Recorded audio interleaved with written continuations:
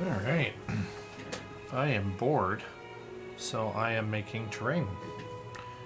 And I don't know if it'll be helpful for anybody, but I might as well show it. So, I'm going to move the camera a little closer. This is a juniper branch I cut off a tree a little while ago. And if you take these little berries off, it makes a nice little model tree, which I think is pretty neat. They don't last forever, unless you spray them with some sort of clear coat, which I do have, but I haven't bothered to use it. But if you plant these onto print and paste stuff or other terrain, it works really well for trees. I don't know exactly what I would claim this tree species is at a model scale, because obviously it is not scaled for a model, but it is close enough to do the job. So I'll just pull these berries off first.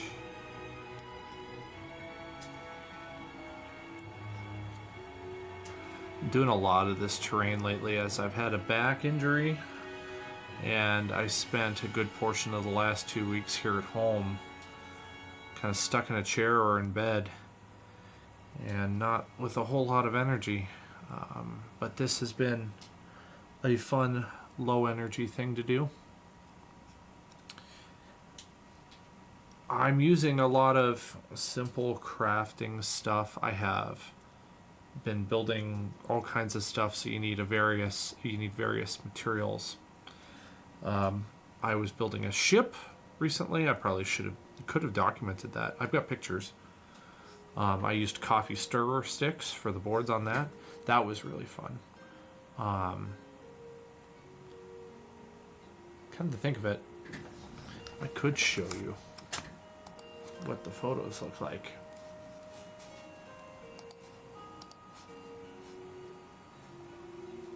Let's do that. See if this works.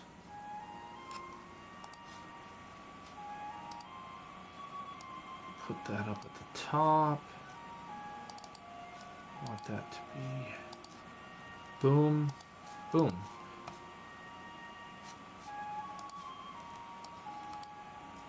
Whoa. Oh, that's why that happened.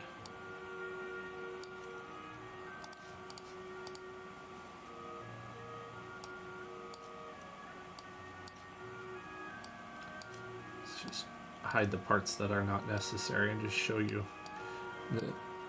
the screen here. Okay. Should be enough view. Okay, so now we'll go back here. So this is the ship I built. So you can see it's got a model cannon on it. These are to imply masts and then ladders. The floorboards are made of coffee stirrer sticks, and a lot of this is print and paste actually, which I think turned out pretty well. The front mast is just a pencil, actually. These are stirrer sticks and toothpicks. That's a print and paste door. When print and paste is just printing off stuff and then gluing it. I've been doing other terrain like this. This is a dungeon setup from 3D dungeon tiles I've made with help from people on the internet. Most of this stuff is my own. This is kind of what we're making right now, except with model trees instead of the ones that I'm making. I made these bushes out of lichen. I made this bridge out of cardboard and paper. These spike walls are made out of real tree branches that I cut. Let's see if I can show you some other things I've made. Catapult for a war that's going to happen here soon. A giant tree also for a war that's going to happen. There's a miniature for scale right there. Oh, here's one of the, yeah. That's what I'm doing right now, is I'm making this. Except I might not make it on foam board like this. We're going to find out here. I might just do it on cardstock so that I can lay it flat on a much simpler map type. I like to have some variation and stuff. These are some walls I made I think those turned out really well. But probably one of the coolest parts is the castle walls that I've made using a variety of different techniques. For how I'm running my game, the consistency of some of the models and terrain isn't super necessary. You notice here I accidentally put the image on sideways or 90 degrees to what it should have been, so the bricks don't actually make much sense, but we just pretend that it's correct. And this is made out of foam bricks I textured to look like stone. That's what they looked like before I painted them. And I was still making them at that point.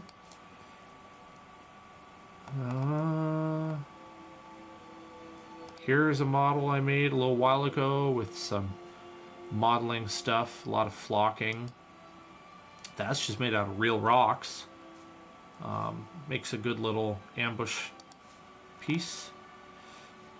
This is from a print and paste pack that I got from Crooked Staff Terrain. Really recommended that guy's stuff. Really well done. I think that was it for what I was going to show you. Okay. So hopefully that all showed up well enough that you were able to tell what was going on. I have to check something on the stove real quick before I move forward.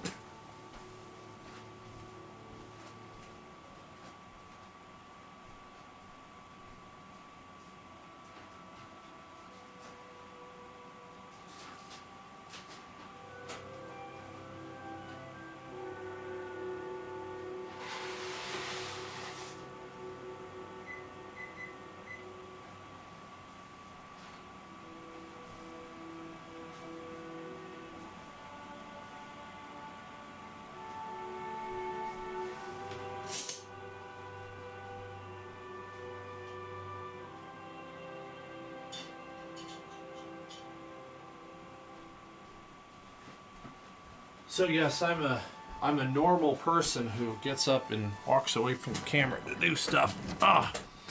Okay, so I was just making a pot of pasta and I'm saving the box. This is a lot like what you'd find a cereal box, paper, cardboard or something like that. You can cut this up and make all kinds of stuff with it. I might use that for this. I think I'm gonna start there and see what happens because I haven't planned any of this out. So I am pretty freeform.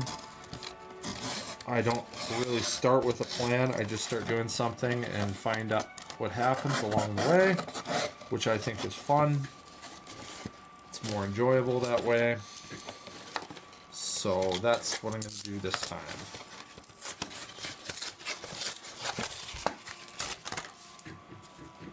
I don't need the rest of that box. I got plenty of more of that where that came from. Okay. Gonna cut some of the edges of this off that are kind of nasty. Helps to use a sharp knife. That one's getting dull. I better change the blade on that one. Yeah, that one's better. Why am I getting text messages?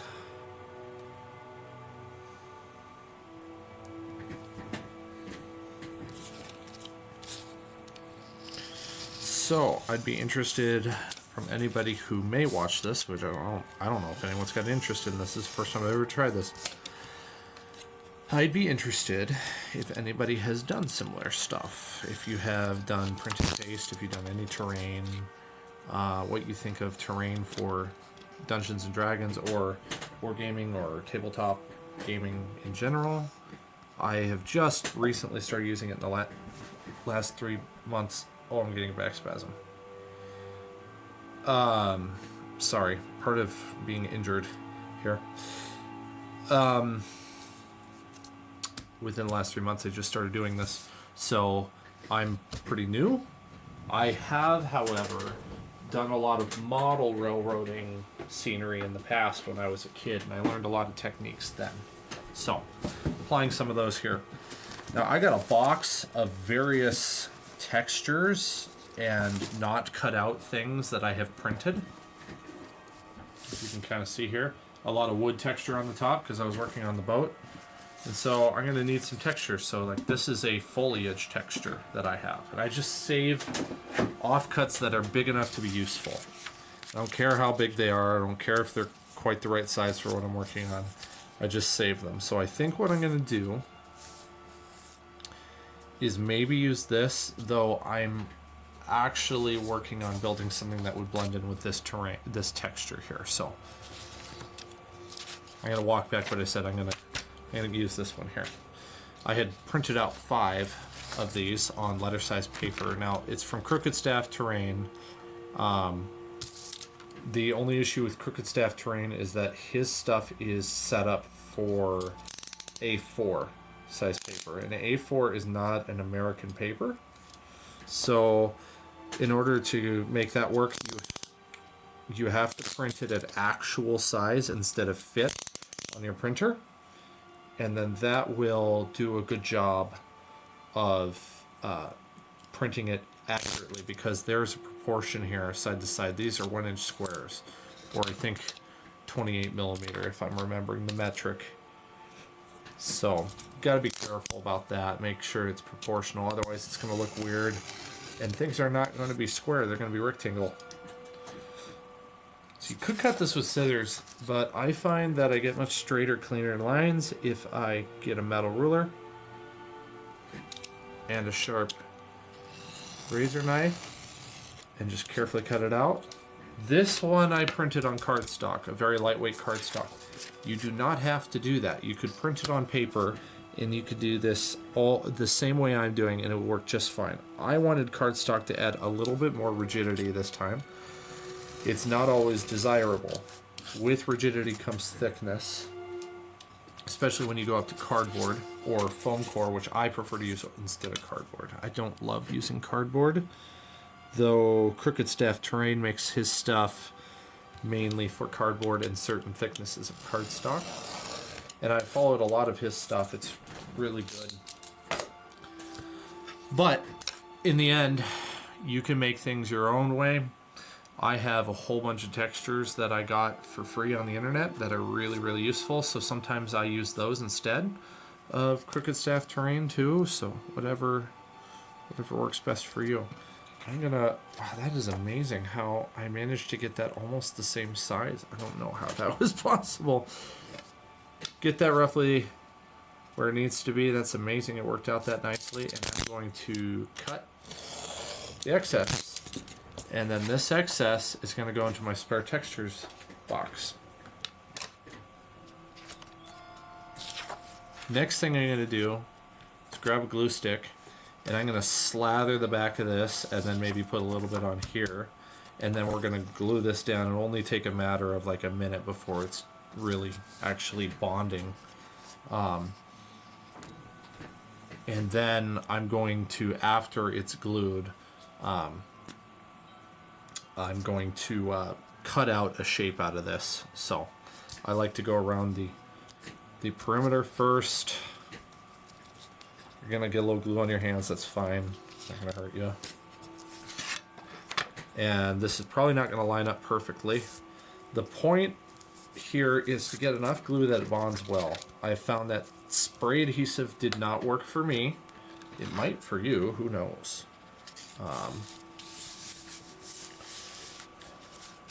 And try to smooth out the wrinkles. As you can see, I didn't quite do perfectly. There's a little bit of a overlap.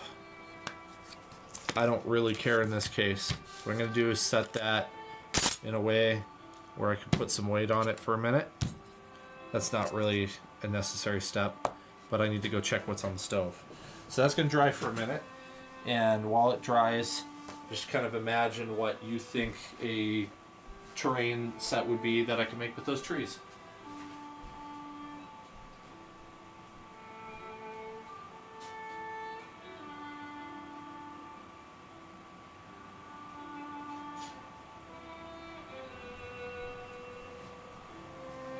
Okay, it's almost ready. Now I'm gonna, I think, ooh, spooky music. Let's see if I got any little rocks left. Doesn't really look like it. So I might have to go find some little rocks outside tomorrow and implement them in this design. This should be dry enough that it's workable. Remember, you're doing this for miniatures that are 1-inch grid. So if you make one of these from scratch using a texture that doesn't have a grid, you want a grid, use a ruler that's a 1-inch, 1-inch wide, and then grab a fine point marker. Like, where is the one I was using? It's over here somewhere. Here we go. An ultra fine tip Sharpie, the kind that's like this, and then just make lines and then cross hatches. That works really well. In this case, I won't have to do that. And now I'm going to make an abstract shape using my knife. So I'm not necessarily thinking of anything in particular, I'm just cutting. It looks like it didn't cut deep enough, so I need to score a little on the back.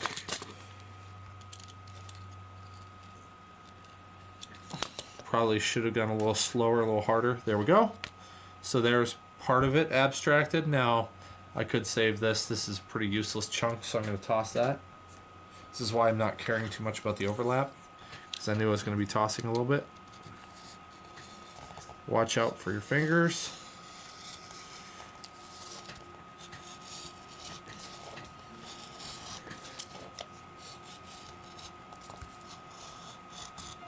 Okay, I think I might have cut a little better that time. Yeah, for the most part.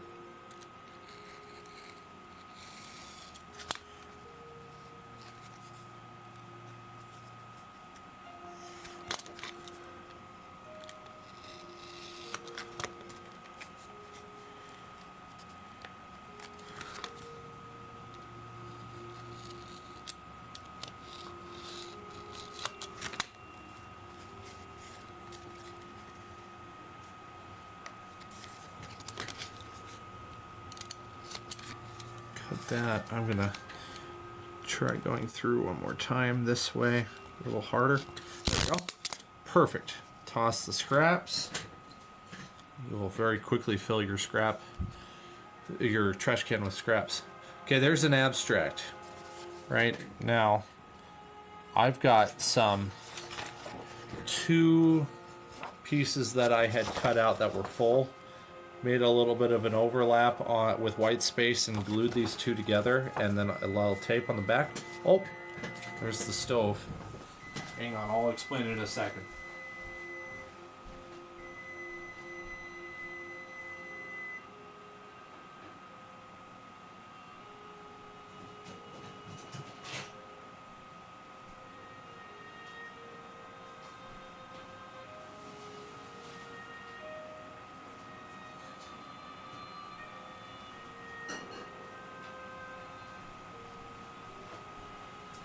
Oh, with winter coming, I have to boil water, and so I'm cooking pasta in order to get the humidity up inside the house, because the furnace is running the whole time. It just dries it out. It got horribly dry last night.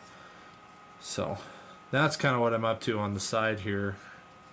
Okay, what was I saying? The 2 sheets that I had made are the same texture as the one I've got here.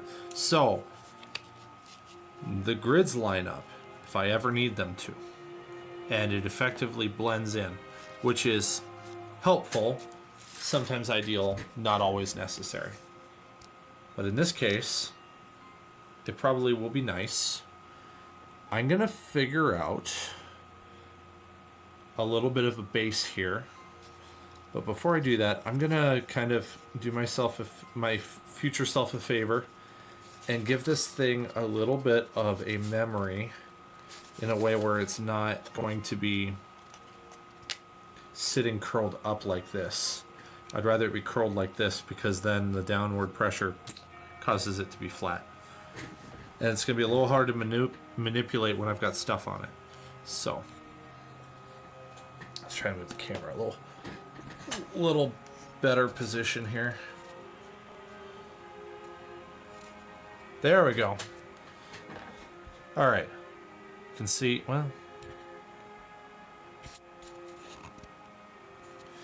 that'll work. All right.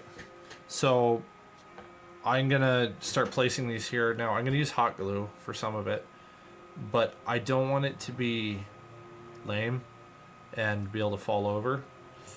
I suppose I could do something else.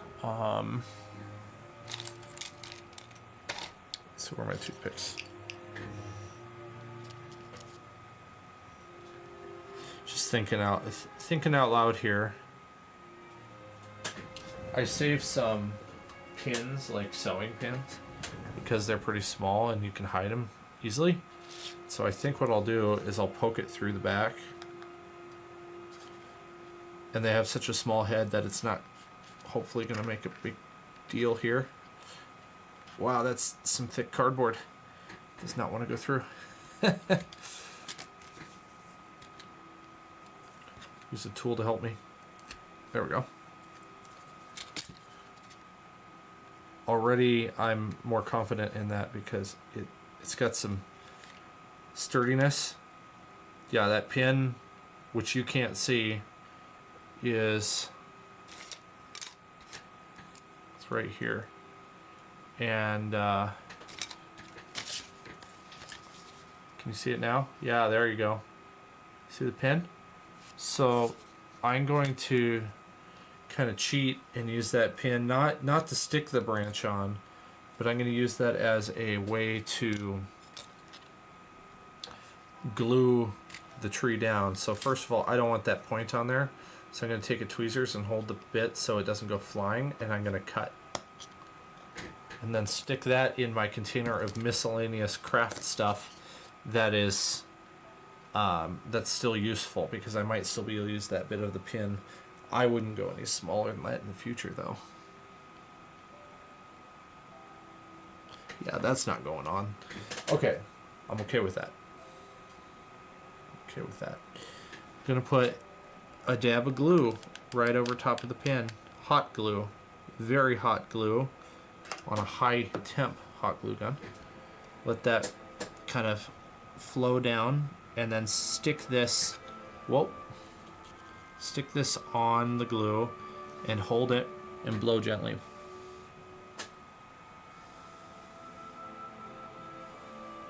And grab my tweezers and hold it nice and tightly to that pin. And in a matter of moments, it should be glued. So, next thing is to inspect and see how well that is glued. I like it. I've decided I'm going to retroactively remove this little branch that's coming off, so I'm using a little clippers. I'm not sure if okay. I thought I crashed Streamlabs there for a moment, but I did not. Alright, this is strong enough I can pick up the whole board by the tree. So that really worked. Now I'm going to be honest. You look at that, you can see there's glue there, and there's a pin. But this is for a D&D campaign. This is not a model railroad. So I can easily drop this somewhere and poop, I have a tree. I don't want just a tree. I think some bushes here would be useful too. So this is where I'm going to break out the lichen. Lichen, which I've also seen called reindeer moss, is available at the dollar store or at craft stores and other places. I don't think the dollar store is the best price. $1.25 for this much is kind of pricey, but in my small town in the country, this is more worth it than me driving to the local craft store, which is actually 50 miles from me. I'll be back in just a moment.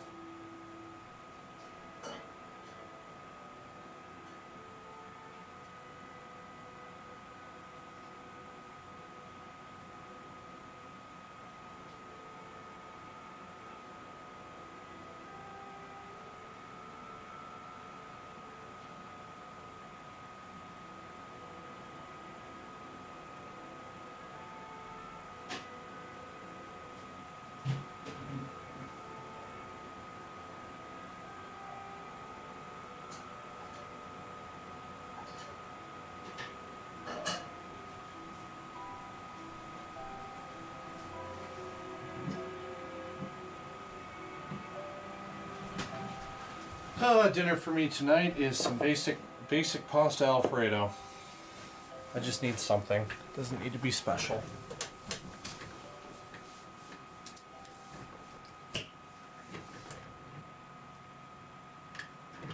I'm on a bit of a budget right now anyway because of not being able to work so much.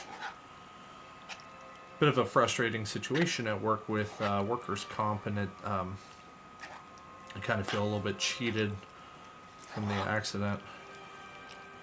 It's very annoying.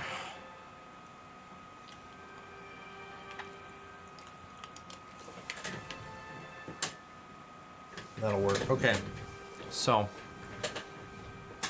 turn off face cam. You don't need to see me eat.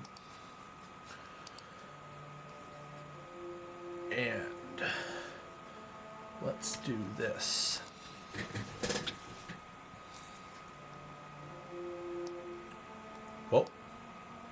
Oh, that's a good idea, actually. Yeah. There we go. Oh, move it over a little more. How's that? There we go. It's a much better... I don't have to move the camera any closer. So, I'm thinking some bushes in a line here would be useful. Maybe some little rocks, which... my little rocks, my gravel that I pick up off my driveway makes good boulders for characters.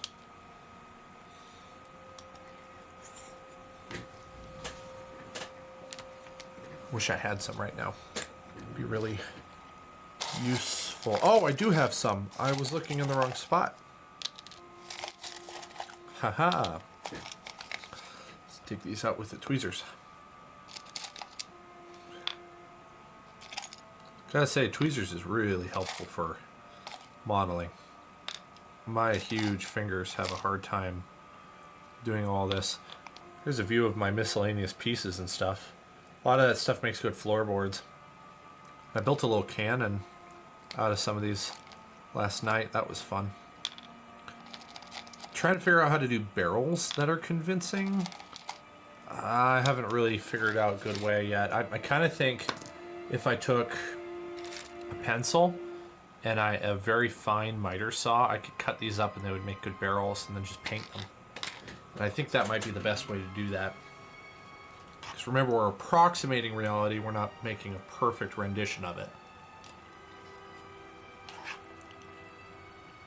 Perfect rendition doesn't exist, but everyone's trying to get so close to it. I'm just trying to give a visual aid to my players.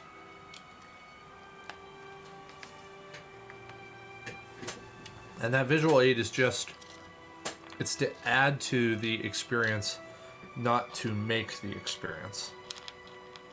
I think what I might do is I might glue a rock up against the base of the tree, and then that'll help hide the pin and the glue. That's a good idea.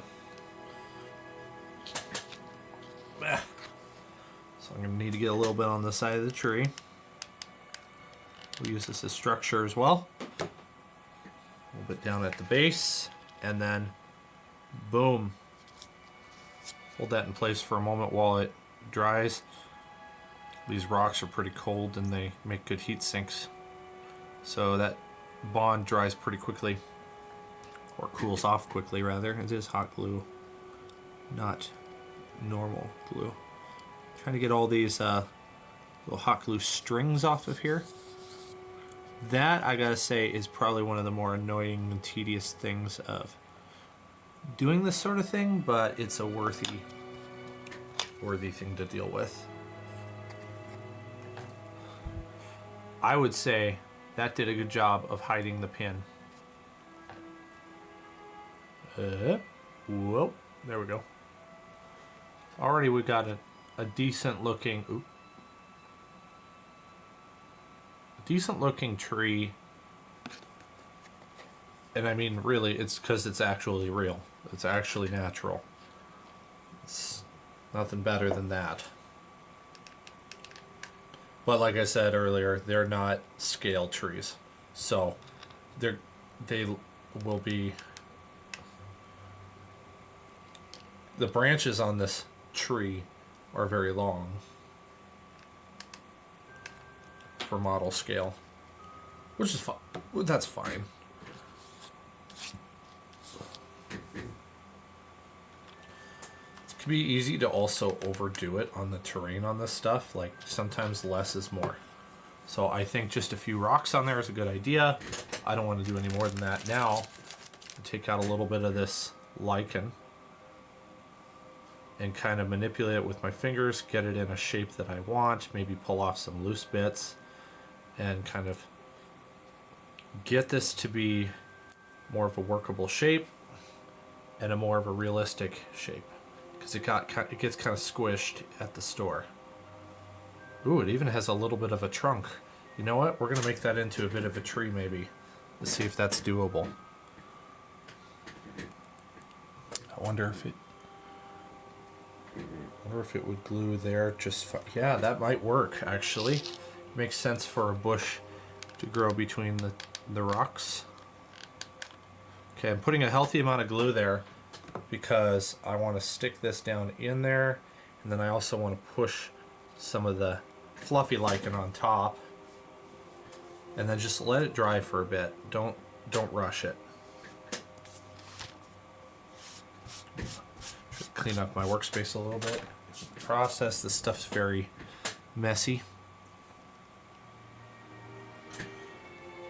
Okay, I need some glue for the underbrush to hold on to. I'm just gonna kind of push it in place with the back of my tweezers, hold it there until it hardens, which doesn't take long. There we go.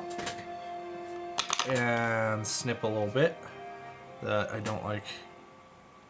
Yeah, there we go. And now I've got a little bit of a bush that grew up out of that tree. That easy. And it's mostly in place. Yeah, that's gonna hold up nicely. And I have used, what, $1 so far. I mean, the most expensive part was the pack of the lichen for $1.25. There's a lot more of that in that package. These rocks are free. The tree trimming was free. Obviously, a fraction of a cent in hot glue and the pin, a little bit of glue stick, some cardboard from some dollar store pasta, and a print off from the printer. I mean, that was really, really dirt cheap. And now I have a little scene to place on my battle maps. And so I think that's all I'm really interested in doing tonight. And if this gets any views at all, I might do it again. And I hope that anybody who did look at it enjoys this, because it is fun. And I definitely would encourage you